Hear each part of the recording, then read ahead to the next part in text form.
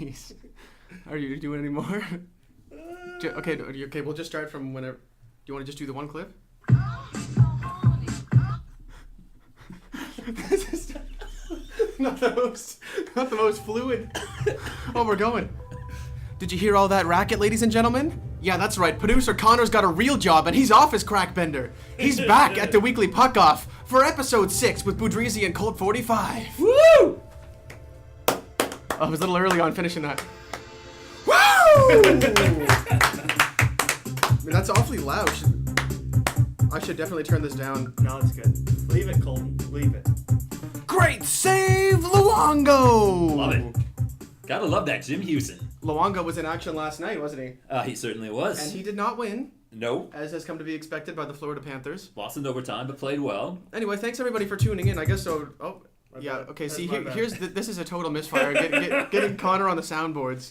Oh yeah. But we do finally have some sound clips. We're still not on iTunes, and you know, I think this will be right now is going to be the last time I mention iTunes.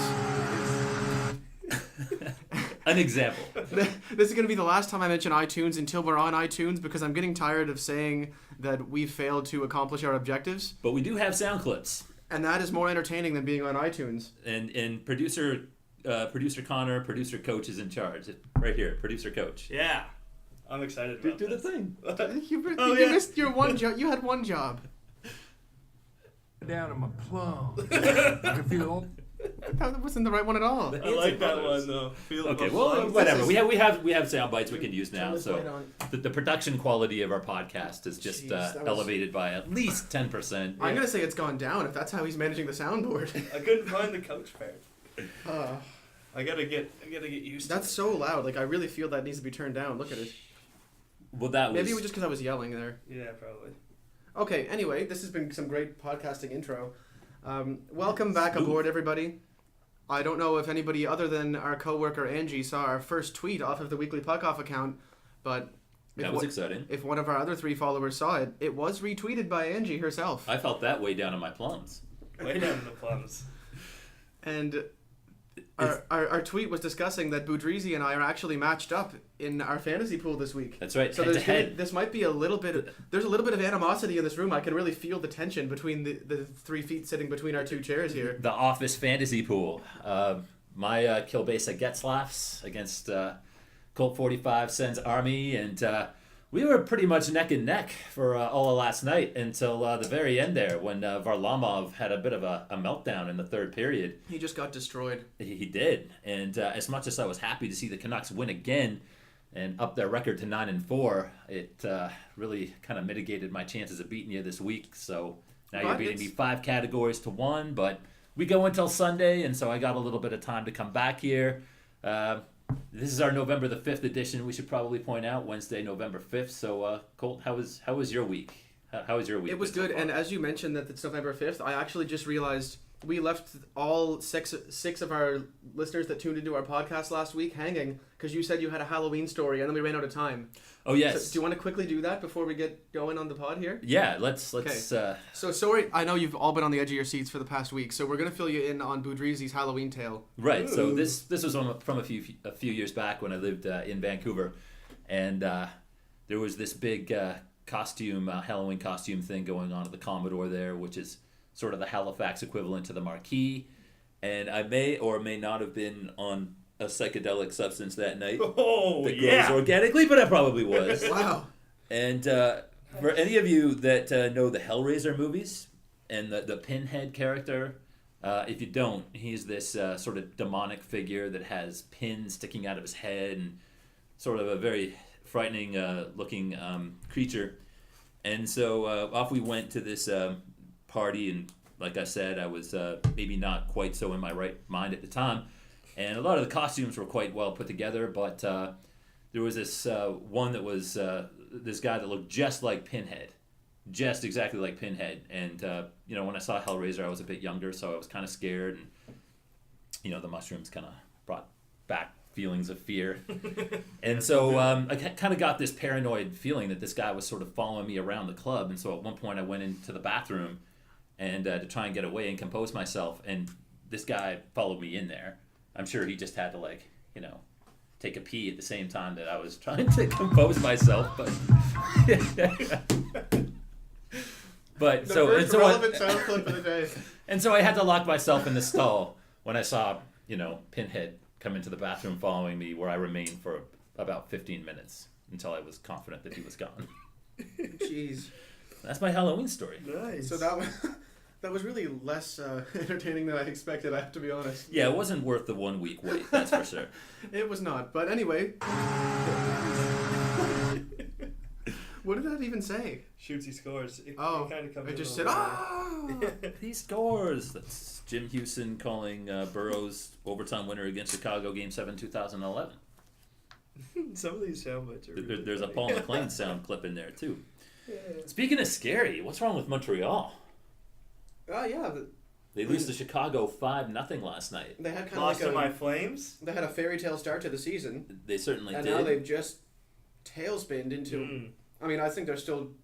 It's one of those things where teams always go through sort of ups and downs, and I think they've just seen the two extremes of what we can expect out of Montreal. And talk about extremes, because they get off to their best start since, 78, 77, and now they're losing to Calgary, which Hey, obviously Calgary much improved. They're hot right now. They're hot. We got our Calgary jabs in last week while producer Connor was on his cocaine bender. I bet you did. It was a great bender too. The turning point was when they lost to Vancouver. Vancouver, the juggernaut that they are this year, have the ability to break teams now, and maybe they broke Montreal. Maybe. But no, you talk about the two extremes. Get down on my Cole, clothes. Cole, what is this that I you're... just ate way too much pasta in one mouthful. I was gonna say something and I almost dropped a linguine noodle in my mouth. Ooh. Easy. Do you think Montreal will bounce back, or are Les absolutely. Habitants There's no way they're gonna destined continue. for continued mediocrity? They're not gonna continue to be that bad. They can't keep losing. I mean, they lost to a great team. There's no shame in losing to Chicago, but 5-0, little too lopsided if you want to consider yourself a competitor, even against the best teams. However, I think Montreal, like I said, they've seen the two opposite sides of the extreme of what we can expect out of them, and they'll probably, at this point, regress from what they were doing before, to be somewhere in the middle of the pack to the upper half of the playoff teams in the Eastern Conference. I'd say 3rd to 5th, somewhere in that sort of range is where I'd expect them to finish the season. See, here's the thing with Montreal, and they should be able to right the ship and get things back on track tonight when they go to Buffalo, because if they can't beat Buffalo, then they're really in trouble. None of the teams in the East are really all that strong when you compare it to the Western Conference. There's no team that sticks out as being super unbeatable. So all of these teams, the Penguins, the Canadiens, the Bruins, the what have yous, are all going to go through their little slumps. They're all going to go through their periods where they don't look that good. And I think this is Boston. Montreal's. I think Boston's almost got it out of their system now. Well, they They still struggled have- to beat Florida. I think Boston is, and I've said this before on this podcast, I think Boston's, they're going to fall back to maybe about 6 or 7 this year. I'm kind of expecting. I believe so. There seems to be a bit of a presence in the room that we haven't introduced, and it's throwing me off because he's wearing such a bright, beautiful, luscious, pristine jersey. Care to introduce yourself, Tack? Well, I think you just introduced me, but It's Tack, everybody. It's Attack! Tack attack! Play the Chelios clip. Go Chelios. What the hell was that? Fire drill? That was not what I expected. Skate, Chelios, skate. Oh, that one. Yeah. Do you want to see? Do you want to hear it? Let's hear it. Come on, Chelios, you old fuck! This podcast has gotten off to such a great start. well, for the first time today with the Sens jersey on, I'm actually wearing a smile on my There face. we go. Thanks to that. Yeah, There we that's go. nice. Thank you very much. That's a a sparkling jersey beautiful right jersey. there. I've been told the colors actually look good on me. So you guys had a bet last night, another jersey for jersey bet, because you had that one before with Montreal, and Yep. Colt 45 here being the Sens fan that he is. Ottawa played Detroit last night. Ottawa beat Detroit 3-1. Kind of manhandled them a little bit too, if I do say so myself. Howard was great, but the At team times. wasn't. At times. The first period, I think they Yeah. kind of took the play to Detroit for sure, but second and third periods, I think Detroit played their game. and Anderson was the one who stood on his head. Anderson made some nice Yeah, saves. what happened One in was particular. the first late in period, third. Ottawa destroyed them, but Howard kept them in the game, and it was still 0-0. And then the last two periods were more of a back and forth sort of feel to it. If anything, Detroit probably controlled the play a bit more in the second period than Ottawa did, I thought. I kind of They felt really just Ottawa went- deserved to win. I mean, Uh, maybe manhandling was a bit of I'm- an Shots extreme weren't even at the end of the adjective. game. I'd 31 have to be 32 for each. I'd be biased towards Ottawa, but I felt like they had more quality scoring chances. But Detroit had a number of situations where Anderson absolutely robbed them as well. So When he stacked the pads. That was in a the third. beautiful period. That was a nice There's save. his best of the That game. was a nice save. a relevant clip. God, that's 2 out of about 20 that he's got a relevant sound clip. This is so exciting. I love these sound Was that clips. Jim Houston who's a part Yeah, of this we podcast? We got some Just Hughes did in here, yeah. Very good. Jim Houston actually just signed a contract with us. Thanks for sponsoring us, Jim Houston. He's in the. No, he didn't. He doesn't know. He never Doesn't returned know my yet. email. Oh, but we're stealing these sound clips. Yeah. Use your big boy words. So do you think Ottawa? Because last week we talked about the Canucks, and I'm gonna give you some props here. What a genius take on which of the Canadian teams that were surprises has the most staying power. Because certainly the Canucks seem to fit that description. Wow. They're now full 9-4. month into the season. Tied for second in the Pacific with the Calgary Flames, which is also a big surprise. They just beat Colorado 5-2 after trailing 2-0. And like you said, it's their second line that's really carrying the day for them. Benino, Higgins, and Burrow's really playing well. But can Ottawa sustain? And now that they've beaten your Red Wings, Okay, hold on. With, Before we continue, producer Connor, We're just testing things over here. that has got it. You don't test it while we're interviewing our guest. It was relevant. It was relevant. Sorry. It was absolutely Go on. not. Just go on. I'll stay away. Okay. and what do you think of Cody Ceci? Is that a CC jersey you got? I see the C on the My jersey. Is sleeper it- pick no, has it's 5 CC? points in 11 games and is second on the Sens in plus minus. Everyone who listened and needed that deep defenseman to round out their fantasy roster has got to be thanking me. You, as a Senators fan, have got to be happy. I'm happy that he's got a couple points. I still think he's probably their 4th or 5th best defenseman. Unfortunately, Mathot's out for the whole. 5th. Mathot's out for the whole season. But if Mathot were still healthy, What happened to him? No, day. Phillips is better. Carlson's better. I thought it's day to day. What? He's day to day. I was gonna say what happened to him. He's not even listed on their roster at this point. No, he's day to day. I don't think he's coming back. He's got a back/hip issue from what I heard. He check Roto World. I checked it. He's fine. Okay, who would know better? Colt 45 or you? Well- the Canucks fan. I don't know. Evidently at this Tell point, your iPhone. I think there's Cool. a bet going on here. Should we wager a bet? well, I'm not going to argue that he's not listed as day to day, but I'm pretty sure I heard he's. Out for the I heard season, on the you said? Sens network that he's not coming back. Can the Senators make the playoffs? Absolutely. Oh, you weren't asking Were me. you asking me? I was You asking weren't. Brad. You weren't asking me. Didn't we just talk about this last week? Can We the did. Sens make the playoffs? Yes, they can. Can the Leafs stop sucking? But hang on, you didn't let me finish. Oh, I'm sorry. Will the Sens make the playoffs? No. Ah, I I'm like sorry. that. I'm sorry. They have to have too many things go right. If Anderson can play throughout the whole season like he played yesterday, yes, they can make it into the playoffs. But the team is sorry. Well, I'm sorry. Don't you think he's Interrupting capable the though? host here. He's I think he's capable. He's capable demonstrated of in doing it. But the do I think past. he He's will? played No. solid. Leonard's played solid. They got these young guys. They got the CCs. They got the Zibanejad. Turris, we know he can't score, but he can sure dish out the assists. Chiasson. Okay. No, I don't think they can do it. Okay, I well. don't think. I think the Sens' first line is about as good as just about any other team's second line. Sorry, Colt The 45. miserable Eastern offensive. Conference. That Of course, Ottawa has a chance. Come on. That's You're offensive. wearing their jersey. You're telling me Bobby Ryan and Kyle Turris are the same as whoever Credibility. Calgary's got on their. Shot. I say just about every other team. I'm gonna Not say Calgary. they're. I'm gonna say they're one of the top 10 lines in the Eastern Conference. Wow. You're Jeez. ballsy That's with bold. that. Very It's not, bold. it's not that. It's not that bold. That's not even the top half. Very so I can bold. find Okay. the First sound lines. clip. Next podcast, if I'm so lucky enough to be invited, I will come up with 10 top lines who I think are better than the Ottawa top. Let's all do that. In Let's, the, in the East, I specified in the East. Oh, in the East, okay. I'm only saying out they're of- in like the top half of the teams in the East. For okay, first so lines. out of 15, how many? Are they 15 or 16 teams? 16 in the East, yeah. 16. Then You have to they're- name 7 that are better than them, I guess. Okay. Johnny Hockey alone. He's not in the. He's not in the East. I know. Jesus, Connor. And also, if we're talking about teams that don't have a first line, the Calgary Flames are the first that comes to mind. Yeah, but they're not in the East. I know, but just to Jeez, I'm just Golden. throwing jabs. I'm And I you're think- lucky I think- that Buffalo and Florida are in the East. I'm by just the bitter way. about that comment about Bobby. Calgary won last night 4-3 over the Capitals in overtime on the road. And I think Calgary is capturing the imagination of a lot of people in the NHL who had this team written off.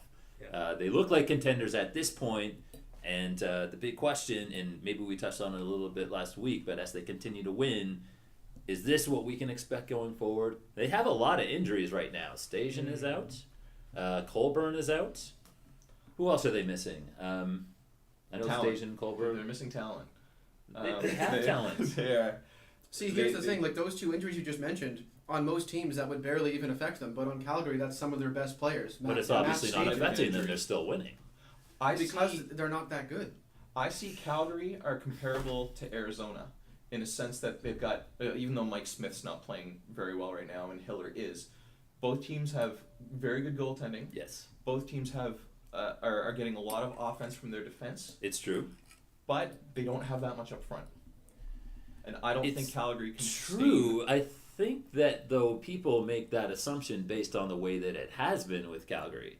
When you say that they don't have that much up front, and again, we're still early in the season. What month are we? Early November.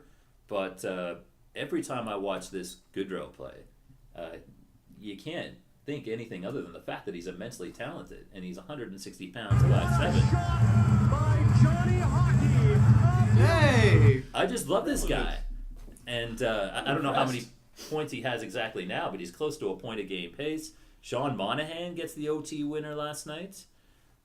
He's These good guys too. are deeper than people think, and then Yeah. you've got Jordo and Brody, which to me is one of the top tandems in all of the NHL. Did you mention No. Hoodler? And then they have Hoodler. I'll give Absolutely. props to Hoodler, former Red Wing. He knows Yeah. his stuff. Hoodler's a good He's player. Would you But- consider Giordano and Brody to be one of the top pairings in the NHL for defensemen? I absolutely No, I would. say they're hot right now, but they're not. They're not one of the better top pairings in the league. I would have to I think disagree they're- with you I there. think they are one of the better ones, but even if let's say they're the best in the entire NHL, I still don't think Calgary's a playoff team. They may not be a playoff team. Because even if you have if Monahan and Gaudreau, are they still on the same line right now? No, they're split up. Okay, neither one of them are a first line player. Yet. And they're Yeah. young. Yeah, exactly. Yes, They're Absolutely. young, and can they sustain? Can they sustain this for a whole season? These kids. I think I would argue that so far this season, Goodrow has looked like a first line player. Yeah, me He's too. certainly played like it. Can he sustain this pace? That's the question. He's But- not going to carry the team.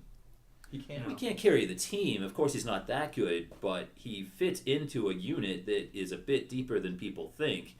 And when you look at their second and third lines, and again, with the injuries, they have 3 or 4 of their players out right now, and they're continuing to win. I think there's a bit more depth there than people kind of give them credit for. Mason Raymond is out right now. He had been producing really well. I think what you have with Calgary is a bunch of second and third line players that maybe didn't get a chance with other teams to really demonstrate. I mean, but Raymond had some good success with Vancouver and Toronto. He's carrying over in Calgary right Yeah, now. I mean, Calgary is one of these teams that they're finding ways to win, and sometimes that's what it takes to make the playoffs. They remind me of, I think I might have alluded to this in a prior pod, but they remind me of a weaker version of the Montreal Canadiens, where they don't have that one line that really stands above all the others, but they have a bunch of guys who all contribute. The difference is the Calgary guys don't contribute to the same extent that the Habs do.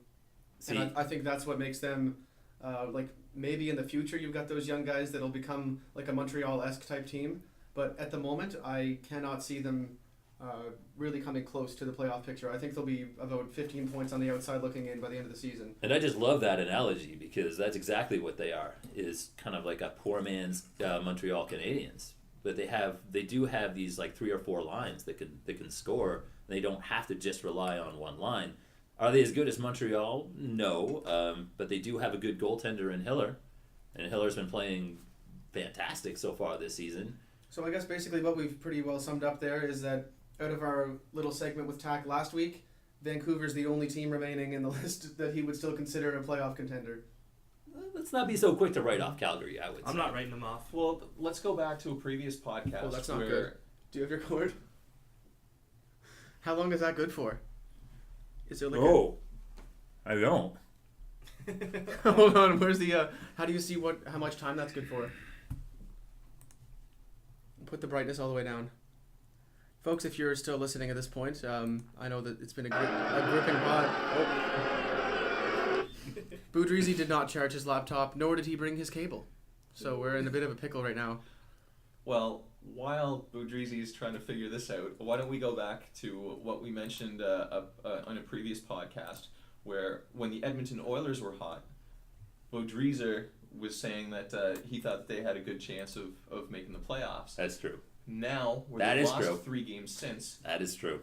have you changed your tune? Well, what you're failing to point out there is that Edmonton played Vancouver as well, and since they lost to the Canucks, they've gone on a bit of a losing streak as well. No, but seriously, I think where I'm getting at, or what I'm getting at now, is the Flames right now, because they're hot, they seem to be the flavor of the month. right. And people are expecting that they're going to be able to continue the pace. But like the Oilers, I don't think they will be able to. I think maybe one difference between Calgary and Edmonton is that Edmonton definitely a 2-line team. If you look at their 3rd and 4th lines, the I'd say Oilers, even they're one-line not that team. good. Well, Perron and Purcell aren't bad. You know, Draisaitl might have a good second half of the season. We don't know. Calgary really does have 3 or 4. Well, the 4th line's maybe not as good, but they at least have 3 lines that can score and have been scoring. So maybe Yeah, that's a they difference have- there. that's- But you're right. I mean, they're definitely the there. flavor of the month, and if they make the playoffs, I would certainly be surprised, especially given how tough the Western Conference is. Anyway, we're a bit off track. Is this battery going to last, or are we going to have to do this tomorrow? What kind of battery power do we got? We're looking at 12%. I'm not wearing this Oh, wearing the that's- Sens jersey tomorrow. That's good. That's good for a No. half hour. We'll leave this portion in. If it cuts us off, then we'll just start from wherever we left off. We might have to just start from Slick's picks tomorrow or something. I'm sorry, guys. No, that's good for a Steve, half you know hour, what? I'd say. I'm going to just jump ahead to a later segment. You blew it. I did. And that's mine for the week. I certainly did. That we need to add that to the soundboard. We need to get Jay. Yeah, right, saying you blew it. We need to get Jay and Dan in one of their "You Blew It" segments in the glory days of Sports Center. I love that one. I'm gonna fucking crush you, bud. That's a good one. My favorite's the Chelios. I'm so That's disappointed now. Anyway, Well, while let's we battle. Well, let's we battle. have we have the number one fan favorite guest in studio right now. So while he's here, I think he has a little game lined up for us. I do. This is the. I've been Well, told no, there's do a we game. want to talk about Voracek? Nope, we're going overboard. Okay. We need to get this in. We can talk about Voracek when Tack isn't here. Okay. All right. So, right now we are going to have the inaugural segment, the very first segment of Who Would You Rather? Okay. And so. Would you rather? So I what we're going split it to just on to two I explain, like. Oh yeah, I like. Exactly. I like this game. to explain it to our listeners right now, I have given our troops here the names of 11 NHL players, and they don't know who the matchups are going to be, but there are 3 matchups that I'm including, and they don't know these matchups, and I'm going to fire them right now, and they're going to give their views of who they would rather have on their fantasy hockey team. All right, let's do this. Matchup number 1. Here we Are go. you ready? I need. Hold on. Okay. Okay, I'm ready. Got that in there. Since we had Senators Red Wings game last night, I am going with first matchup ever. Who would you rather have, Bobby Ryan or Gustav Nyquist? Ooh. I know my pick. Wow. I have no Red Bull. I'm at a disadvantage. This is an amp, so neither do I. Nyquist. Nyquist, why? Because I hate Bobby Ryan. Okay, good answer. Great insight from producer Connor. Steve? Valid. I would, well, at the beginning of the season, I know I would have gone with Bobby Ryan. Because I had an impression that Nyquist's season last year may have been a bit of an apparition, flash in the pan, maybe a little bit unproven. And I actually like Bobby Ryan. He didn't have the best season last year because of his hernia. But a rounded out producer as well. Not only does he get you some points, but he's good with the... Hopefully he's going to be good for the plus minus for Ottawa's sake. Get to the penalty minute if you have that category. You know, he was good. He's been good for the last 5 years, really. So he's got that long-term contract. Yeah. Bobby Ryan. Yes. For all of those reasons. I think we know. who You, Colt's you, gonna you pick. chose Bobby? I certainly did. This one, actually, I'm still kind of thinking about it. I guess I have to pick somebody. Yeah. yeah. I'm at a bit of a standstill here, it looks like, but I'm going to go with Bobby Ryan. Duh. And I'll tell you, no, it's not because he's on the Senators. If he still played for Anaheim, I'd say the same thing. But even more so because he plays for Ottawa, not because they're my favorite team, but because now he's the man. He's expected to be the man, and whether he is the man on the team or not, well, I guess time will tell the next few games. But he's a proven 30-goal scorer. and he has a little more longevity, like Boudreaux was saying, in comparison to Nyquist, where, I mean, he kind of lives in the shadows of the number one line there on Detroit. I think Bobby Ryan's got a lot more potential to see more minutes, bring to the table a lot more goals than Nyquist, maybe not necessarily more points. Nyquist has the young factor, so that kind of would help him. But I'm going to go Bobby Ryan and his puck possession stats. I did some research, folks, last night. I looked up the Corsi stats over the past 3 seasons. You did research? For each of the players that we have in our potential matchups. And Bobby Ryan is at 54%, which is quite good. Oh, I'm just really off the chains here. One thing that would make me kind of go with Nyquist is that Detroit obviously has the better supporting cast if you're going to compare those two players. So he could match up with Datsuk, he could match up with Zetterberg.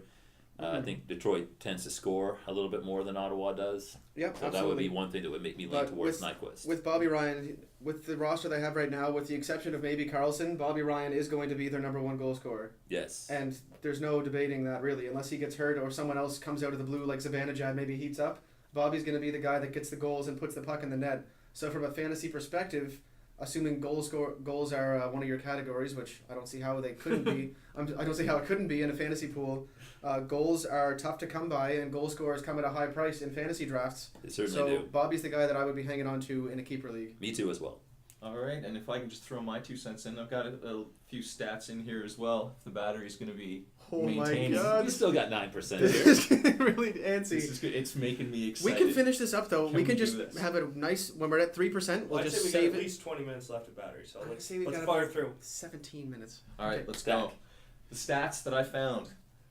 When Bobby Ryan was on Anaheim, playing, of course, with Getzlaf and Perry, Yes.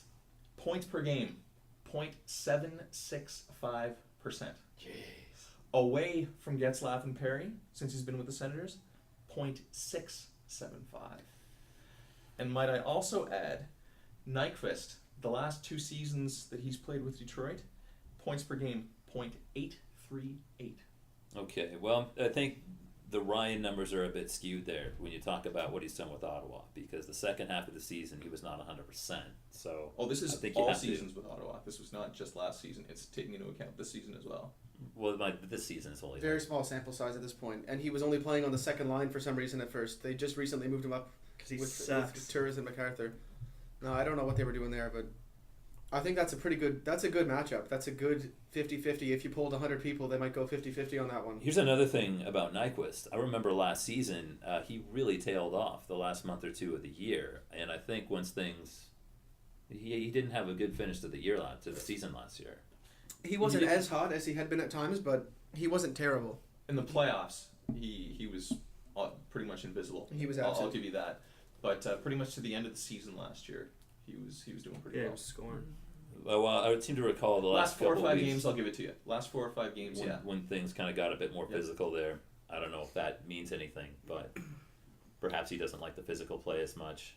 Either way, I think there's a lot of upside on Nyquist. I think he'd be a bit more of a risk, if you can call it a risk, just with where he's played less NHL games, and a lot of his points may have come from the supporting cast, as Steve called them. Bobby Ryan is the man on the team, and no matter who he plays with, he'll be getting points.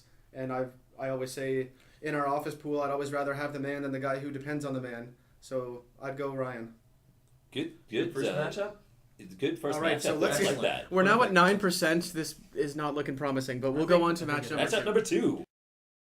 Number 2 or whatever. Yeah, okay, we're Matchup number 2. okay. So that was a great discussion. What's our second matchup? This What an intro. This segment is going rather well so far. Extremely well. It's lasted 3 days, Almost as good as this amp. which we somehow had appear in our hands. Yeah, somehow magically appeared. Nice. We ready for matchup number 2? I think we are. Satisfying Who would we sound. rather? Matchup number 2. Who would you rather? Ryan Nugent-Hopkins or the guy everybody's talking about these days, Tarasenko? Tarasenko. I'd take Tarasenko. 100%. In a heartbeat. 100%. Right, Colt? I would not. Okay. I would And lean why? I'm a big fan of. I'm a conservative fantasy player, and I'm the fan of the proven player. Nugent Hopkins. He's not a top tier proven player by any means, but he'll get you 50 to 60 points pretty consistently with the potential to improve where he's still young and Edmonton's still developing. Indeed. Whereas Tarasenko's career high, he's yet to hit 40 points in a season, and I'd like to see him. I mean, he's really hot as it is now, and there's no denying he's a very talented player, but St. Louis kind of moves him up and down the line situation as they see fit. Right now, Oshie's out. Maybe that's why Tarasenko's playing up on the second line at the moment. He certainly has the potential to outperform Nugent Hopkins, even in the short term, but I like to see a guy prove that he's worthy of 60 points or even 50 points before I'd consider him more valuable to me than a guy who has gotten 50 points several times in the past. Is your answer in any way biased by the fact that you have Nugent Hopkins on your fantasy team? Because you and I are going head-to-head this week, as we mentioned at the top of the podcast, and is this influencing your take at all? Well, if we're Do you gonna feel? pull my fantasy team into the picture here, I will mention that I'm destroying you in the pool, so maybe my opinion is a little more valid than yours. Destroying me. Aside from that, Destroying me, Colton. It's up 5-1. 5-1. Not Yeah, even close. we got until Sunday, and a lot of our categories are close, are they not? They are, but anyway, I only have Nugent Hopkins in one of my 3 pools. I acquired him via trade from you. You drafted him, believe it or not. I don't Yes. know. So I don't know why that's part of your argument, but Nugent Hopkins plus minus will probably damage you a little bit if your league counts plus minus. That's the one downside for Nugent. But I mean, I'm not really terribly focused on plus minus. I'd prefer a guy who puts up big points over a guy who gets 40 points and has a great plus minus. But Tarasenko, I'm not discounting him as a great fantasy option. I just think personally I prefer Nugent Hopkins for the above reasons stated. And it's a small sample size. He's been extremely hot. He's got 14 points. 16. 16 points Yeah, in the he last now 14 has 16. games. I He's a guess, plus right? 10. So, I mean, we were The saying guy same is thing. freaking talented. Oh my, he can skate, he can dangle. You know who he reminds me of is Datsuk. Yeah, he's Wow. He's Datsuk-esque in his stick handling and his maneuvering, and these goals that he scores, you just look at them and you're like, no one else can score these. A select few players have this capability to be able to handle the puck this way. I would take Tarasenko at this point, and I'll tell you, at the beginning of the season, it definitely would have been Nugent Hopkins for me if I was going to compare the two players for some of the reasons that you just said. Colt Tarasenko didn't have a lot of points last year, and Nugent Hopkins is kind of the more proven guy, and I actually think that 60 points, maybe even 65, might not be unrealistic for Hopkins. Edmonton would be thrilled with 65, I think, but Tarasenko just seems like he's going to be maybe this year's Tyler Seguin, where Breakout season. 70 points, Yeah. not unrealistic for him. No, 75 it's maybe. not him and unrealistic. Laterra have some good chemistry built up. You know, they used to play together in and Europe. Schwartz is on that line too. And I Schwartz think. is on that line as well. Fucking benched him. I know, Colt, you like, as a fantasy owner, like guys that are capable of producing offense themselves. They don't have to rely on other players. I think Tarasenko is that guy. I think I would agree that he could be one of those guys that puts up points by himself, but he still hasn't proven that he can do that yet. I would almost compare Tarasenko to, rather than Datsuk, I compare him to Nyquist from last year, where he kind of came out of nowhere, blossomed into this fantasy stud that everybody was all over. Nyquist did continue producing at a good rate, but most players don't continue doing that. They have little streaks where they'll get you 10 points in 4 games and then kind of fall back into their 40 to 50 point production. So I'm not a huge fan of jumping all over the hot player, but Tanner Pearson.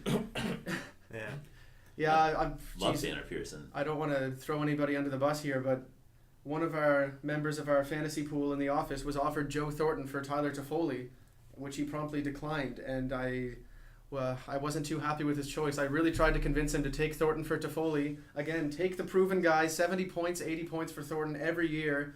Toffoli, this is really his first season where he's producing at a high rate. I just don't know. He loves Toffoli, and I'll give it to him, but I think he's going to regret that at the end of the year. Anyway, really off tangent. Nugent Hopkins, and Steve prefers Tarasenko. I got Henrik Sedin for him too, by the way. You were gracious enough to offer me Henrik. That wasn't the full meal deal though. That was a 2-player deal if I recall, 2 each. Oh yes, that's right. I gave you Wisniewski and you gave me Tyson Perry. And then I later turned Wisniewski Right. into Keith Yandel. Tarasenko for me. Tarasenko, we got Nudes for Nugent Cole. Hopkins. Tarasenko. Connor's got It's Tarasenko. too For skilled. producer coach. I lose 2-1 here with Do you want to My, know my why? opinion doesn't. Why? Do you want to know why? Why? All the way down to my plums. Oh, let's It hear that got from cut off? Let's hear that from the start. Wait, hold on. Okay, Turn it up. alright, Turn up that phone. It's too quiet. Max it. I can feel it all the way down in my plums. That's why. That's a why. good feeling, too. Max it up. Right in the plums. Is that maxed? It's There our we new go. soundboard, Hold on. ladies and Play gentlemen. it now. I want to see what the levels are here. You really want to see it? I can feel it all the way down in my plums. There we go. Maybe not quite that loud. We just got Okay. amplitude spliced over here. All right. There it is. Okay. Anyways, That back was on from track. Eastbound and Down, by the way, Will Ferrell. Next All right, matchup. Next matchup, because my opinion doesn't matter about Nuge and Tarasenko. So let's go. Oh, I think it definitely matters. Well, it does matter. of course it does. All right, we're in. Weigh in. Very quickly. Tarasenko is a hot player right now. He's playing much better than Nuge, definitely. However, it is a small sample size, like we've talked about before. And in terms of potential, I think that Nugent Hopkins' potential is greater than Tarasenko's. Hopkins' potential, before he came to the league, people were talking that he was going to be possibly leading the league in scoring someday. And nobody said Absolutely. that about Tarasenko. You know, here's one thing that I'll say. Just one more thing. You guys are talking about small sample size, and this guy can't keep up his pace. I don't know. When you see this guy score, is there anything about the way he scores that makes it look like he's getting lucky, or he's, you know? No, he's earning it. He's earning. Yeah. He's definitely earning He- it. But he he's plays also hard. he's new. He's not that well known, and the defensemen maybe aren't taking him that seriously. Now he's opened some people's eyes. They're going to be playing him tougher. They're going to be playing him And tougher, but- Nugent Hopkins is the absolute number one center, hands down, on Edmonton. So he's going to continue getting number one power play minutes, number one line minutes all year, guaranteed. Hands down. Tarasenko doesn't have that luxury, so you're putting a bit of risk into the amount of ice time he's going to get as well. That's a really good point. All right, matchup number 3. Here we go. This is a surprise, folks. Here we go. Hey. They're all surprises. Oh, right. They're all surprises. We'll get into that in a few minutes. Who would you rather? Mikael Granlund from Minnesota, or Mark Scheifele? Tack, very nice job on these matchups. Thank you. Slow There's start no for Scheifele. obvious answer here, but I would say Granlund for Yeah. myself personally. Me as well.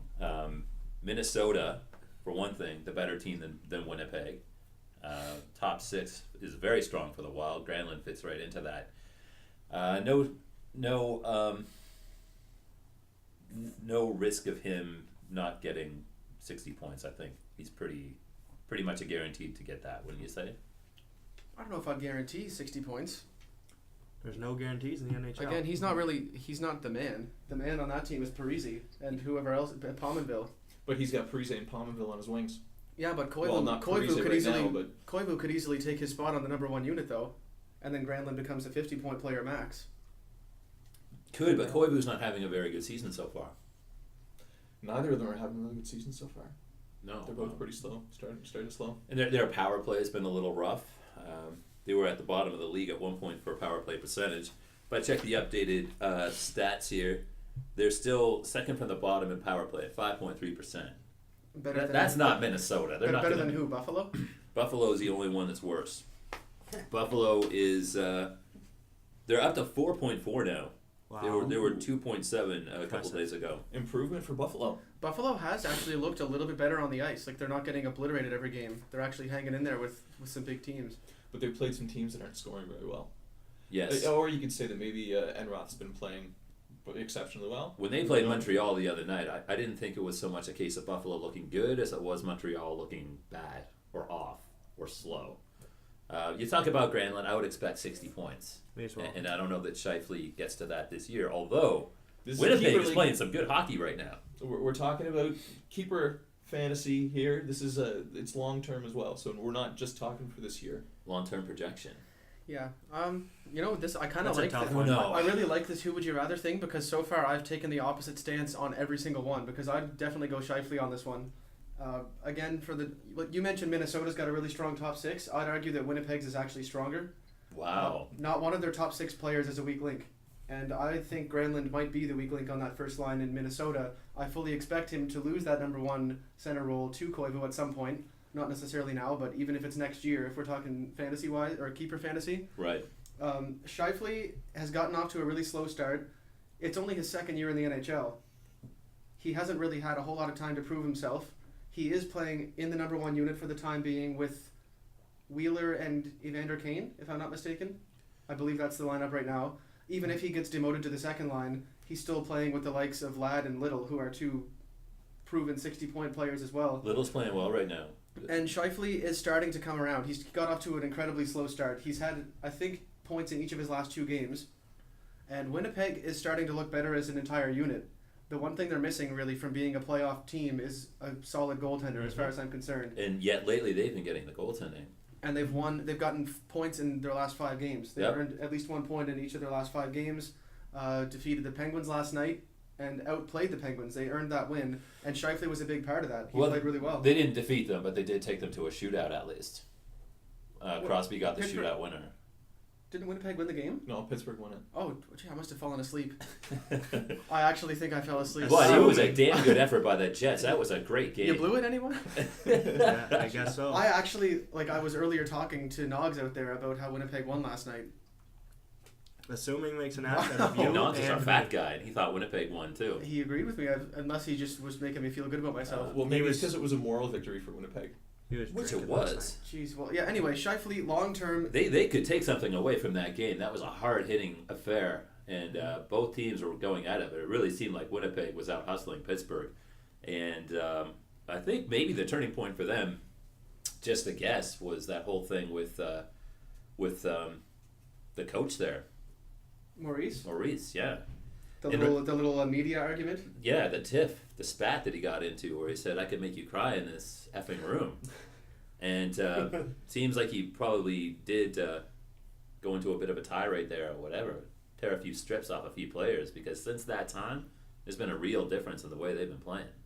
Because they were not looking Yeah, very good early in the they season, were- and they that were seemed to be bottom where feeders. things culminated. They're bottom feeders. Now Yeah. they've contended or won in all of their last 5 games, as we just said. They're 5-0-2 over their last 7. They've gotten at least a point in their last 7 games, and they play teams like Chicago, Pittsburgh. Yeah, they're playing good teams. They're- In the West, they're going to consistently play good teams. At least the creme de la creme. So yeah, you So, convinced me, Colt. Scheifele. Let's go with Scheifele here. Scheifele in the top 6, and I don't see him going any lower than second line center at this point. They don't have a whole lot of depth beyond their top 6, but they have an incredibly strong top 6 of all guys who are capable of 60 or more points. Wheeler probably even 70. You've got Bufflin, if they slide him up into that second line or first line to play with Scheifele. Big physical presence to help protect Scheifele as well. So yeah, definitely long-term, second year in the league, lots of upside, starting to come around.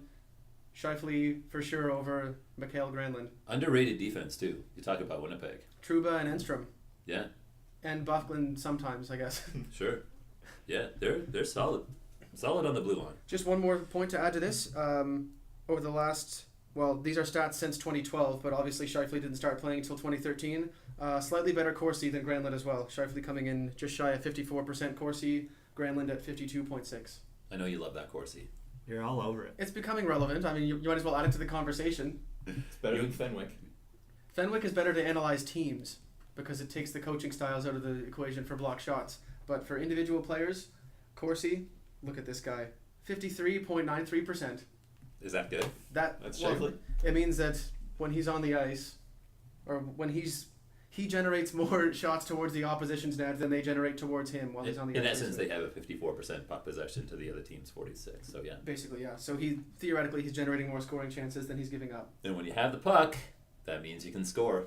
That's true. So we got 2 for Scheifele. I'll go Granlund. Did I just Just did I just convince Steve to hop did. over to Scheifele? You Wow! Holy. Huh? There we Respect. go. Wow. Look at that. Wow. You are kicking my ass right now. You know, I tried to defend myself. You're a master earlier, debater. but The truth is, Master debater. Must be good at the A bars. master, with a the girls. master debater. Not only that, check out this stash. Connor and I went into the bathroom there. I wiped mine off too early. We dyed our stashes with Just for Men here for Movember. We're on day 7, and it's looking like I'm at least 2 weeks deep with this medium brown Just for Men. that is a lovely shade. And I even got a little soul patch in here, which is usually blonde. Look at that. Yeah, really stands out. Striking. Striking. Striking. Very Okay. good. Anyway, is that it for the? We're only doing 3 matchups, right? 3 matchups. All right. That's it. Well then, since 3 we're done. we've concluded, who would you rather? I hope you all enjoyed that. I just wanted to throw out a little bit of a disclaimer here. Around this time, about 10 minutes ago on Wednesday, it's currently Friday, we had a bit of a technical glitch in which the laptop died and we lost the second portion of our podcast. Yeah, the stinking battery ran out. It ran out, so Why did it start there? that was supposed to say unbelievable. Yeah. That's unbelievable. Straight Speaking in of the technical middle. difficulties, why is he on the soundboards? Anyway, not my fault. so we're bringing you the second portion of this podcast, starting from matchup 2 with Nugent Hopkins and Tarasenko. This is being recorded on a Friday. The previous stuff was on a Wednesday, so if we mention things that happened last night, we're now talking about Thursday, not Tuesday. Just to keep you all on track. It's currently Friday, November 7th. Keep you on your toes. And there were a number of games last night. Now that we're on the topic, do you want To you, the quickly listener, run through it'll it? be a seamless, mesmerizing 1 hour podcast. Oh yeah, and I know how much everyone pays attention. I think we're up to 3 followers on Twitter now too. So It Jeez. happens to encompass 2 days. Are we up to 3 now? one of which is me. I need to start following us too. That'll make us 4. Yeah, see the level of dedication. Neither Connor nor Boudreezy even I follows don't the have Twitter. podcast. I don't partake in Twitter. I'm not that Well, guy. I can respect that, I guess. I'm not that guy. Who would you rather, Twitter or Facebook? Facebook. Ah, 'cause I Twitter. don't use Twitter. All the way. Facebook. I think Facebook's a little better for personal connections, but as Twitter far would as take too much of my entertainment, time. entertainment value, Twitter Yeah, well. far and above. Yeah, well. Longevity, probably Facebook. If you're looking for a keeper league, I'd keep my Facebook over Twitter. Anyway, I spent a lot this of my is shitty time. podcasting, so let's move on to I spent a lot of my time on Google Image, looking Oh. for nipple slips. So now that we are 2 days into the future, You're in my world now, Grandma. What the? Was that about the nipple slip? Yeah. on Wednesday, Yes. Colt 45 was it put out sort of a challenge out there for He us followed up on it. Oh no. for us to find 10 teams who have top lines who are better than Ottawa's first line. In the Eastern Conference. Not the a, Eastern not a hard Conference. thing to do. Yeah, I'm sure it wasn't that difficult. So Jeez, okay, come on. I've got actually it's borderline. I Ottawa have- falls somewhere between 8th and 12th. I looked through myself. Hey, but shut it. Let you him can talk. argue anywhere from 8th to 12th. So I've got on my list teams who have a better top line than Ottawa, in my opinion. Okay, let's Phil- Connor get a tally going here. Okay. Philadelphia, Detroit, if I do say so myself. I would Yeah. agree. Boston, and I don't care about Griffins being on the top line. Yep, Add him in there as well. I'll give you that one. Griffin's not bad. Not bad for a young guy. Who is their top line right now? Krejci, Lucic, Okay. and Griffin. Griffin. Yeah, I'll give you that. Montreal. Oh, see, I disagree. Disagree with that. Their line, that's not going to produce more than the tourist line. They have 3 lines, which I think- combined will produce more than Ottawa's top 3 lines. But I think the one line, I might be inclined to go with Colt on that one too. I think Montreal's not gonna. They don't have any one line that's really like the standalone. In fact, they might have one of the weaker first lines, but they have one of the better teams overall. I don't agree. So who we got on Montreal's first line? Pacioretty, Desharnais, Desharnais. Yep. Gallagher. Gallagher. They could shake that line up too. I think Montreal, you're talking interchangeable parts to an Yeah, there's a extent. lot of. Oh, yeah, they've got about 8 Especially guys. the way they've now. been playing lately, there's a good chance that line doesn't stay together. I think if things continue the way they are for Montreal, they conceivably could shake up their line. So I'm gonna have to side with Mr. 45 here. But that I was don't that know. was one of the ones I had in my debatable. I said they're anywhere between 8th and 12th. What's that? 5 teams in there. That was one of my ones that you could debate either way. But I'm biased towards Ottawa, obviously. But I think the tourist line will produce more than whatever Montreal's first line ends up being. If that line stays together on Montreal, I think they've got more talent. Pacioretty and Player Gallagher for are player. wicked. Perhaps I Outstanding. think and Gal- I love Galchenyuk Gallagher. center. He can. Gallagher's great. I think but not Galchenyuk really a is- scorer though, is he? Galchenyuk's wicked. I think Galchenyuk's line is going to get more Gallagher. points. Well, it's Desharnais more the setup guy for the two. Yep.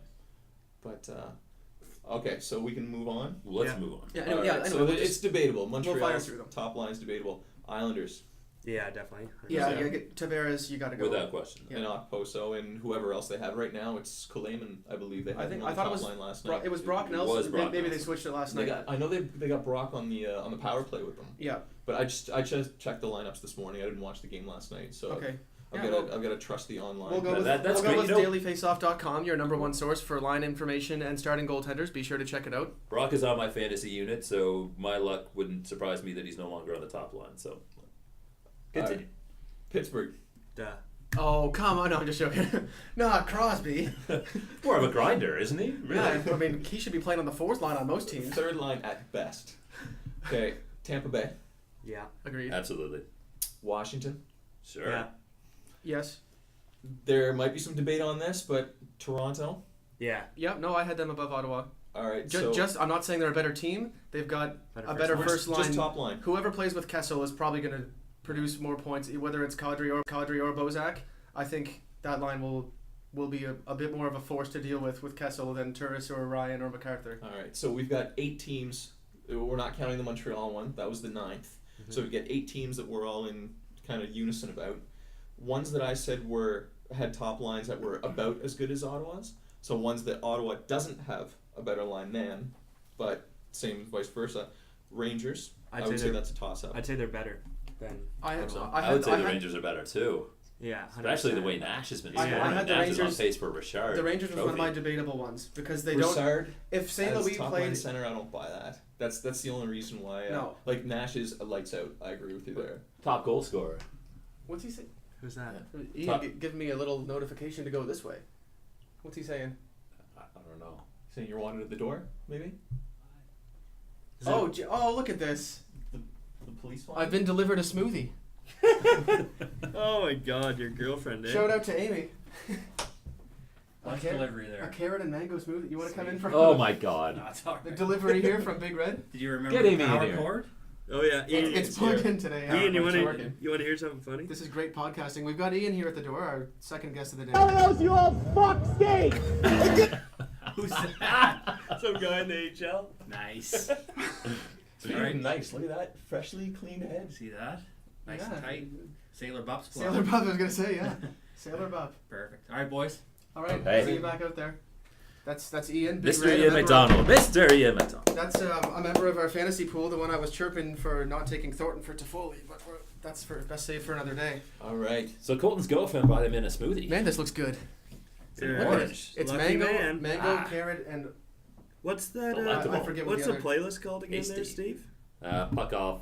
Puck off. Sound close. Okay, where were we? Jeez, We were New York Rangers. I think you got to go with the Rangers there. Nash looks like he could. Yeah. The Richard is the leading goal scorer, and he's on pace for that. Stepan's not even back yet, so wait until he shows up. And See, I thought Is he gonna be on the first Kreider line? leads the league in penalty minutes. I No, he thought doesn't actually. Are we Not trying to- anymore. Not anymore. Steve Downey. Oh, Two Downey's up there misconducts now. yesterday. Okay, yeah, he got like 27 minutes of penalties yesterday. okay. I'd give it to the Rangers. I thought we were trying to find. Top lines. I thought we were trying to find 10 teams who had a better line than Ottawa as their first line.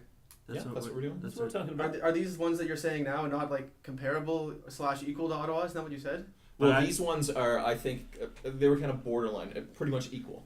Yeah, so that means. But ones that Ottawa doesn't have a better first line than. Oh. Okay, well, so you can say that the Rangers are also in that category of teams that there's 10 other teams that have a better first line than them? But that wasn't the No, question. there were 9 that I had in total. We didn't agree on Montreal, so there were Yeah. 8 that we all agreed on. Yeah, that's where I had Ottawa as well. I had Ottawa at 8th in top lines in the Eastern Conference. So you Yeah. would say that their line is better than the Rangers? I had it on par. There was like 5 or 6 teams there between 8 and 12 that I had on par. I didn't realize that we were saying if they're on par, then Ottawa loses. Like Ty goes to the dealer, which is the other team. We're making this out to I'm be too interested, I'm complicated. interested to hear Just- the others because there was Okay. there were a I couple think more that so. I had. Ones- so we got Really taking it to Harris. Columbus. That was another one that I had around the same. Edge might go Okay. to Columbus on that one if I'm not biased because Johansson's on fire and Cardinals having a Foligno's good year working too. well, too. Foligno. Yeah, they've had him back and forth between line 1 and 2, but he's having a good year. Same with Atkinson. Cardinal. Yeah, that one's definitely debatable. You All can right. Yeah. potentially. I can see people potentially giving the edge to Columbus on that one because they've gotten more points so far than Ottawa this year for sure. Buffalo. Oh Jesus! Florida. Yeah. Tyler Ennis. Matt Molson. That's great. Ozzy Hodge. Jersey, Yager, Sajak. Camilleri when he's back. I had them below Ottawa when I was going through. Again, I probably shouldn't really be part of the argument here because I'm a No. little biased. You should. I love Kyle Turris. Miller's a good. All right, puck fine. getter. I put Winnipeg Yager as can well. still do, Winnipeg. but Winnipeg. Winnipeg's over. in the West, aren't they? They were in the East. They are no longer in the West. Look They're- at me. I blew it. They're in the. Yeah, you blew it. They're in the Point West. for Colton. I would blew give it. you Winnipeg though if they were an Eastern Conference team. So that where does that put Ottawa then? Like you have them around 10th Well, I had them tied for 10th. with about 4 others. So With I guess 4 we others had that them it about could the be. same. I think the main. I thought what you were arguing last week was that, like you said, they were like a second line team, and I was like, well, no, they can definitely compete with at least like the majority of the teams in the East. There's obviously 5 or 6 that are proven to be better. but anywhere from, like 8th to 12th, you can throw Ottawa in there and they'll compete.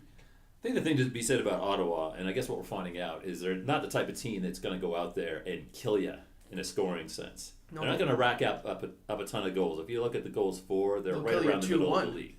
They'll But kill they're you playing 2-1. great team defense. The game last night against Minnesota, I was very impressed. 3-0 win there. Minnesota got a lot of shots, but they weren't getting a ton of quality scoring chances. And what they did get, Anderson was turning aside, getting that garbage out of here. When Carlson had one Just of like his, he did in 2013. So he has reacquired his 2013 form. as has Leonard. Big, as has When Leonard. Leonard gets the start, I believe Leonard's yet to lose in regulation. I could be wrong on that. Could be wrong, but I don't think he started since I read that stat. Good stat to know though. So yeah, I mean they And- don't need to score 4 goals a game to win. Ottawa, or maybe it was just Craig Anderson. I'm all over the place, but Craig Anderson has not lost at home in regulation. The one team he did lose to at home was Chicago in either overtime or a shootout. I think it might have been overtime. So I've been very impressed with Ottawa. Their compete level is up there, and they really stick to the system because they know they don't have one of those Crosby or Datsuk or whatever first line Stamkos. So they play to their own strengths, knowing full well that they don't have Kyle Turris getting 2 or 3 points a game because he's probably not going to do that. And they've got a coach that says things like this. Connor, play us the McLean clip. Which one's that? The one where he takes it in the face. Oh, okay. We got to scroll through. We don't have a lot of high tech here. We're scrolling through on an iPhone playlist to use our sound bites. This is our sound. That's why sometimes they get cut off at the start because we're using iTunes. Okay. Takes it in the face. Okay, well, Wait. Face! Why didn't you just Jesus go? Christ. Go, Mike. Watch out! It gets him in the face! there we go. That was Paul McLean? That was Paul McLean. It gets him in the face. Was he high? One of his players One of his got players high was sticks? high sticks, yes. Attaboy McLean. Okay, McLean so- also has other gems, such as last year when I was just talking to Tack about this earlier today. Ottawa was one of those teams that had a lot of young potential, and people were saying, yeah, just wait, they'll bring it around near the end of the season. And right around the 45-50 game mark, they were interviewing McLean saying, yeah, so the team looks like it has a lot of promise. Do you think they can bring it around and really be a playoff team? And he's like, McLean says, well, I mean, there comes a certain point in the season where you have to look at your record, and that's what kind of team you are. And right about now, we're a 500 hockey club. And he just looked at the guy like awkward silence, like, well, that's a pretty blunt way of putting it, but yes, they were a 500 hockey club last year, and that's right where they finished.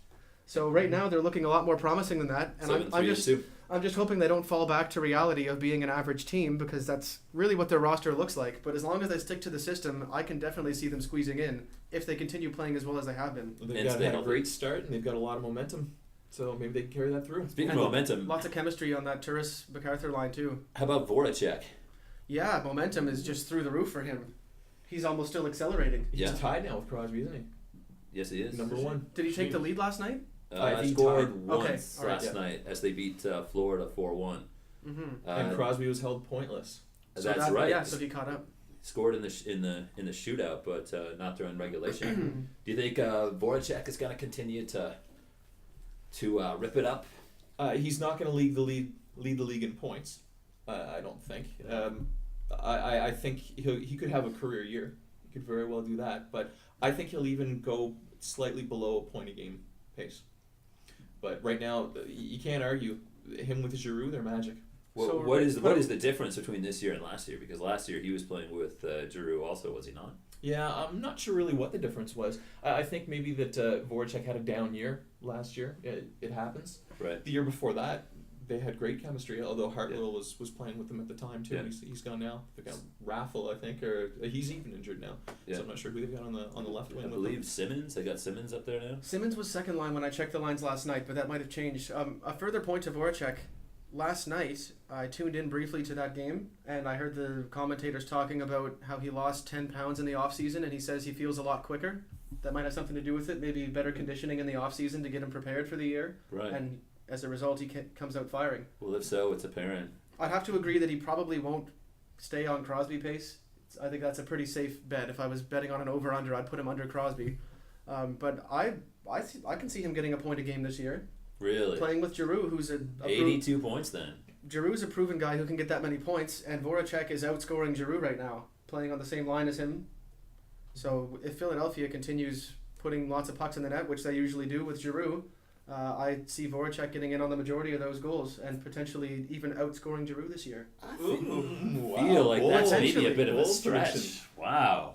Colton's got a hard on for Voracek. No, it's more that I've got a huge flaccid one for Giroux. Okay. And Voracek. I don't like Giroux that much, but he is a great player. Drink more of that, Ant, maybe. I think it was more so that when the Crosby versus Giroux, what was going on? There was like a playoffs one year. And Crosby's like, I just don't like him, in an interview. Yeah, war words. They Yeah. dropped the gloves in Game 6, I think, in that series. Philly's coach threw a jab saying Giroux was the best player in the world. Yeah. At that point, I didn't like Giroux, and I think that's not fair because it was really the coach that was being a douche. Yeah. Much like the freaking douchebags that is Tax fantasy team name, freaking douchebags. And we're playing like douchebags, but at least we can turn things around this week. Well, that's good. All right, so Voracek, yeah, that was a good little talk about Voracek. And let's just throw in there that he's a former Halifax Moosehead. Yes, Yeah. woo, let's give him a round of applause. I wonder if they'll retire that jersey here. Probably. They've already retired Tanguay and Jaguar. Well, if they retired Tanguay. And Well, although who was Tanguay's won a Stanley Cup. Who was that battler? The guy who was just like a grinder that made it to the NHL? Jody Shelley. Jody Oh, Shelley. yeah. He's also been retired. I think it's Yeah. safe to say that McKinnon will be retired at some point. No doubt. No. Potentially Drouin as well. Drouin if he plays with Stamkos and becomes Yeah. a star, which he probably will. Jody Shelley was actually from Halifax, was he not? As was McKinnon. Well, Yeah. close enough. McKinnon from Dartmouth. Speaking of McKinnon, win for Colorado last night. McKinnon looked good. Did he Yes. score? Played a Yeah, bit more assist, aggressive. Getting feisty. Playing aggressive, really quick. He still looks great out there. It's only a matter of time before the floodgates open for this guy.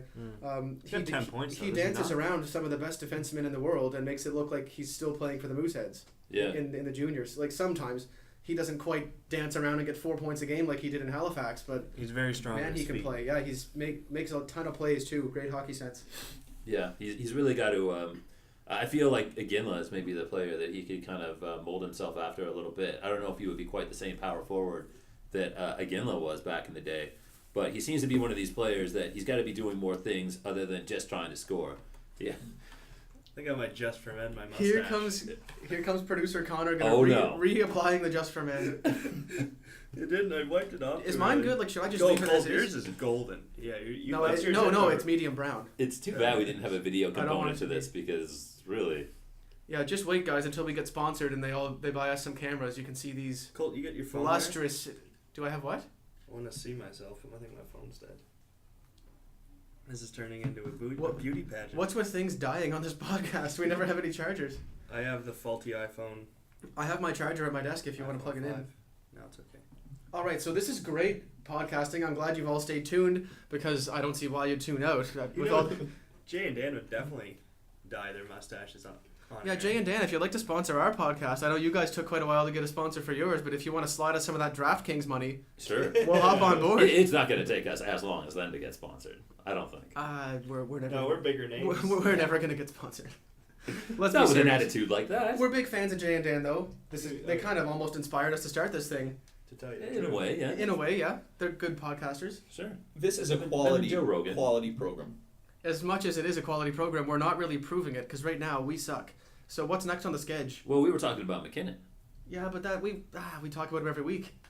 Do we have? Durant had an assist last night.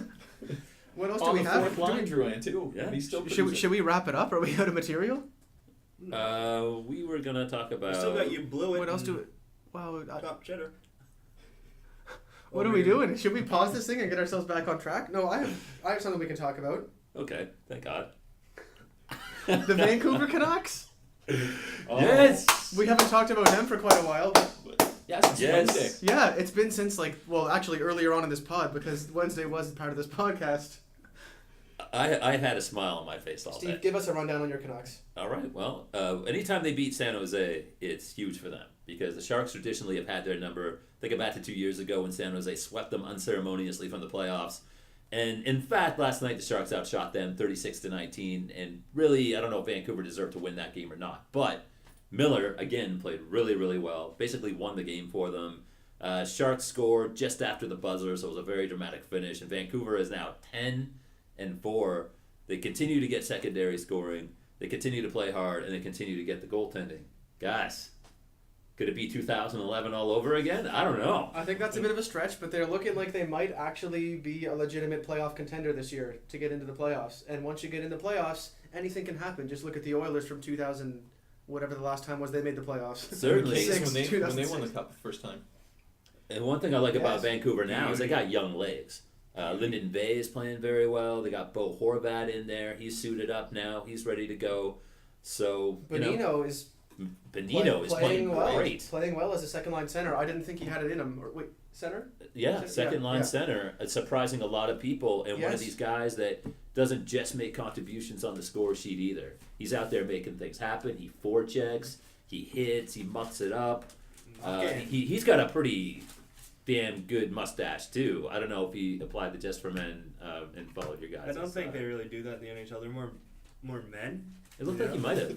They don't have to put on just. I don't know. I think His Crosby, mustache really Crosby stands must out. adjust for men. Yeah. Well, I think he might have mend. Yeah. You know who's got the funniest facial hair in the NHL is Borky on Montreal. Mike Brown's got a pretty good handlebar too. He's just got no facial hair. Bork.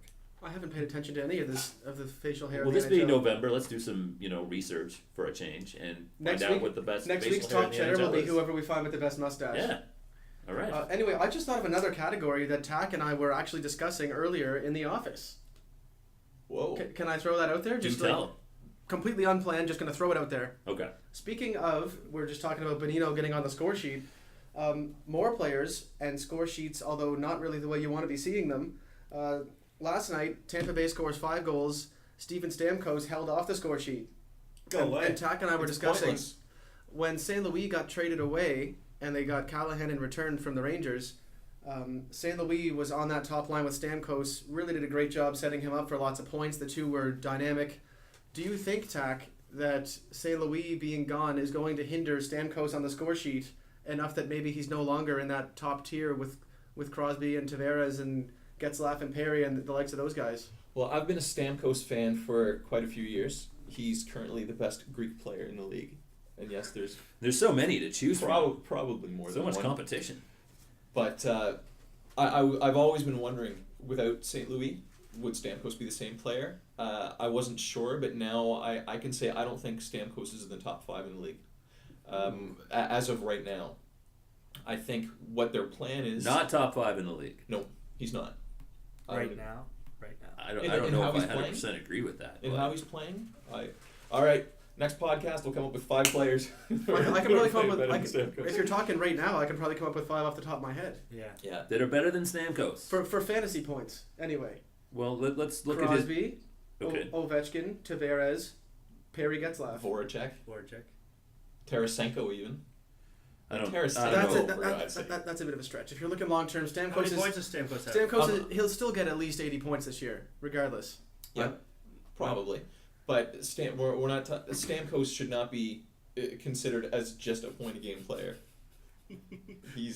He should be at the top 3. He should be over 100 points with his Yeah. potential. Yeah. Now, do you Or think at Would least you put 90. Corey Perry above Steven Stamkos? Would you really? right now, yes. How they're performing? Sure. With Perry and Getzlaf being a duo, they're going to combine for a lot of points, and Stamkos doesn't have another stud on his line at the moment. Maybe they can work Drouin up into that role, and he can fulfill what St. Louis left behind. That's what the plan's been. Like, it's not like- as soon as they drafted Drouin, they were saying that they thought that he and Stamkos could make magic together. So, I but think they just want to. At some point they will. Yeah, and I kind of hope it's sooner than later because I've got Stamkos in every pool I'm in. But they're getting Drouin's feet wet, I think, on the 4th line. They don't even have him playing on the power play yet. I was telling Colton earlier he's had 18 seconds worth of power play time so far this season. Not on average. Drouin. In total. Drouin. Only 18 seconds. 18, yeah. Why are they So- keeping him parked on the 4th line? That makes no sense to me. If you're trying to develop a young player, why are you putting him down there and only giving him 10 minutes a game? They're not throwing him to the Wolves right away. I think they're Then how's he following. going to develop? I mean, I know they're pretty deep up front here, but shouldn't they be kind of trying to work him in a little bit more and get him some power play time? I mean, if Stamkos needs somebody to set him up, who better than Drouin? You know, Well, look once at what again. they did Right with now they're McKinnon thinking last year. Filppula and Callahan, and I'm not sold on Callahan as a player either. But that's a different story for a different podcast. But I think they're doing the whole taking the Patrick Waugh approach. It was what they did with McKinnon last year. Yeah. Is where they started him off on the 3rd line. The only reason they put McKinnon on the 2nd line was because of injuries, and so he got his shot, I guess, in the top 6 earlier than what was planned. Tampa Bay is very deep, and hopefully soon they'll put Drouin up playing with Stamkos. But My question is, with a skill player like Drouin, if he's not in your top 6, is there really any point in having him on your team? He's small in comparison to some of these NHL guys. He's got sick hands, great speed, really good offensive playmaker. If he's not getting top minutes and power play time, should they not send him back to junior or the minors for another year to kind of develop until he is ready for the top 6? But he's not getting top 6 time right now. I think their plan is, and I can only guess, but I think that just based on what they've said before and what Yzerman said about them planning on having him playing on line with Stamkos on a regular basis, I think they're planning on doing it sometime this season. And to put him back to juniors or even the AHL for the entire year, I don't think is going to help them or Drouin, because they're just gradually bringing him up there. But I'm assuming that within 15 games, if he's not in the top line, I would be extremely surprised. Okay. Well, we're running a little short on time here. We are going to have to sum this up. We've gone well over an hour already. I think one last thing I want to say about Stamkos too. It's not like his numbers have dropped off precipitously since St. Louis left last year, which admittedly was abbreviated for Stamkos because of the injury, but he was on pace to score 55 goals. That's not so far off his career high, which is in the low 60s. This year he's got 8 so far on 13, and he's averaging a point a game here, so it's not like he's having a terrible season. Right, but with Stamkos with St. Louis in the lineup before Stamkos had that injury, Stamkos was at 1.25 points per game. After that, he dropped down to a point a game. That's a pretty big difference. Over the course of a full season, that's about 20 points in the difference. I think he peaked out at 97 points one year, and last year with St. Louis in his lineup. With St. Louis in his lineup, yes, absolutely. I mean, last year he only played 37 games and he had 40 points. So, what could he have done had he not gotten hurt? Because he was on quite a pace before he got injured. That's just the thing. Like I was saying, so he with St. Louis in the lineup before he broke his leg last year, he was at 1.25 points per game. Finishing the season out, he was just over a point a game. So that time without St. Louis in the lineup, he was only below getting a point a game. He was like at 8.8 points per game or something like that. It's a big drop off. It is a so drop potential. off. Keep an eye on Stamkos. Maybe he's not the stud he once was. Look for Drouin to fill that void at some point. Maybe buy low on Drouin right now in hopes that he improves, especially in keeper leagues. We are going to have to wrap this up. I hate to be that guy, but we're running over time. So if we could move into Steve, do you have a top cheddar? I do. Ovechkin, Washington's leading scorer all time now. Top cheddar. Yeah. Ovechkin, leading scorer of all time. Do you know who he passed? I don't, that? but Mike Gardner. Neither do I. I was Nope, hoping you it was Bondra. Peter Bond. Yes. Bondra. Peter Bondra. Bandra. Peter without an E in it, or P-E-T-R, right? I think so. Only one E in that Peter. Okay. Okay, my top cheddar for the week, despite the fact that I argued against taking him over Nugent Hopkins, I'm going to go with Tarasenko. Yeah. 3 sick games since our last pod, 2 of which he had over 3 points, and 2... Oh! Sorry. Hey! Woo! Oh, I like this. This could be our top cheddar music. Yeah, so Tarasenko, excellent. 2 beautiful goals. Really looking great. So for my weekly top cheddar, I'm giving it to him for the excellent offensive production he's put up and the 2 beautiful goals. Highlight reel. Gorgeous. Okay. You blew it. For you blew it. Us. Want me to start it off, or are you going to start it off? You too. All I got is Buffalo's power play. That's it. That can be every week. So thanks a lot for that beautiful insight, Steve. Sure. Okay, so my you blew it. Aside from Steve forgetting his laptop charger last week, which delayed this pod by 3 days, my actual you blew it from the NHL is going to have to go out to Steve Mason. Now, it's one thing to have some bad games, one thing to put up bad numbers. Every goalie goes through slumps, but when you blame it on the new lighting in your arena, you've really blown it.